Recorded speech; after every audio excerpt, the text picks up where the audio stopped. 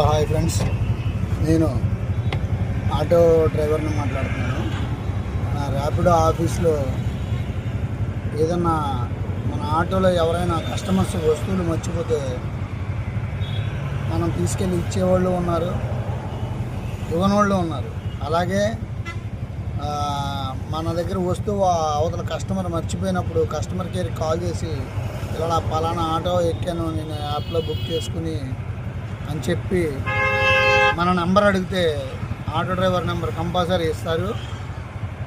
కానీ అదే auto driver ఏదైనా సమస్య వచ్చి కస్టమర్తో డబ్బులు అమౌంట్ వేయలేదని చెప్పి, అంటే ఈ విషయం నేను ఎందుకు చెప్తున్నానంటే, ఈరోజు నాకు జరిగిన విషయం విజయవాడ ప్రసాదంపాడు మహేంద్ర షోరూమ్ పక్క సందులోంచి లాస్ట్ అపార్ట్మెంటు కస్టమర్ని ఎక్కించుకోవడానికి నేను పికప్ చేసుకోవడానికి వెళ్ళాను. అక్కడ వాళ్ళ గ్రాండ్ మానో ఎవరినో ఎక్కించారు. బస్ స్టాండ్ దగ్గర డ్రాప్ చేయమని చెప్పారు, విజయవాడ బస్ స్టాండ్ దగ్గర కృష్ణలంక. నేను డ్రాప్ చేయడానికి వచ్చాను. అయితే ఫోన్పే చేస్తానని అక్కడ అన్నారు. మీరు వెళ్ళాక డ్రాప్ చేసిన తర్వాత నేను అమౌంట్ వేస్తానన్నారు.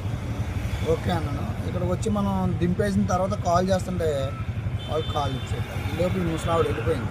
మనం కాల్ చేసే పనిలో ఉన్నాం, ఆవిడ వెళ్ళిపోయింది. ఇంతకీ ఎన్నిసార్లు ఫోన్ చేసినా వాళ్ళు ఫోన్ లిఫ్ట్ చేయట్లేదు, ప్లస్ మనం మెసేజ్ పెడితే రిప్లై కూడా ఇవ్వట్లేదు. ర్యాపిడో ఆఫీస్కి కూడా మనం కాల్ చేసినా దీనివల్ల మనకి ఉపయోగం లేదు. ఎందుకంటే కస్టమర్లు అక్కడ మేము అమౌంట్ వేస్తాం వెళ్ళండి అంటే డైరెక్ట్ నెంబర్ తీసుకోండి కంపల్సరీ. లేదు మనం ఎలాగో మనకి ఇందులోంచి ఉంది కదా నెంబరు, మనం చేద్దామని అనుకుంటే అవతల వాళ్ళు ఫోన్ ఎత్తకపోతే మనం రైడ్ ఆపలేము, ప్లస్ రైడ్ ఆపిన తర్వాత కస్టమర్కి మనం కాల్ చేయలేము.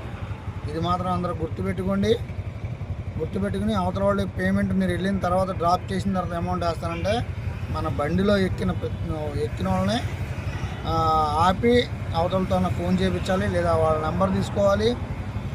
కాదు అనుకుంటే మనం అమౌంట్ అక్కడ తీసుకోగలగాలి. అంతేగాని వెళ్ళిన తర్వాత వాళ్ళు వేస్తానన్నారు కదా, మనం వచ్చేసిన తర్వాత డ్రాప్ చేసిన తర్వాత వాళ్ళు అమౌంట్ వేయకపోతే చాలా ఇబ్బందులు పడతాం. ఇది ప్రతి ఒక్కళ్ళు గుర్తుపెట్టుకోండి.